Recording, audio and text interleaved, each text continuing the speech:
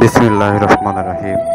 শরীর সুস্থ রাখার উপায় এবং খাদ্যাভ্যাস কিভাবে পরিবর্তন করবেন, লেটস গো। নাম্বার 1-এ রয়েছে চা খাবেন চিনি ছাড়া।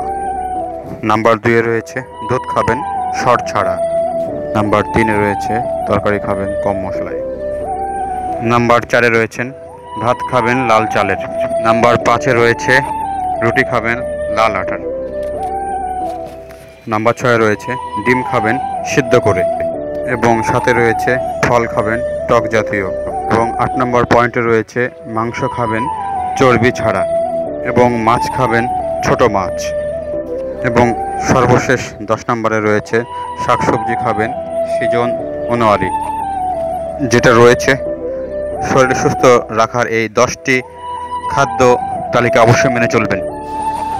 খাদ্য তালিকায় মেনটেন করে চললে শরীর সুস্থ থাকবে এবং মন মাইন্ড দুটোই ভালো থাকবে ইনশাআল্লাহ। এবং আমার চ্যানেলটি বেশি বেশি করে শেয়ার করে ছড়িয়ে দিন সুপ্রিয় দর্শক।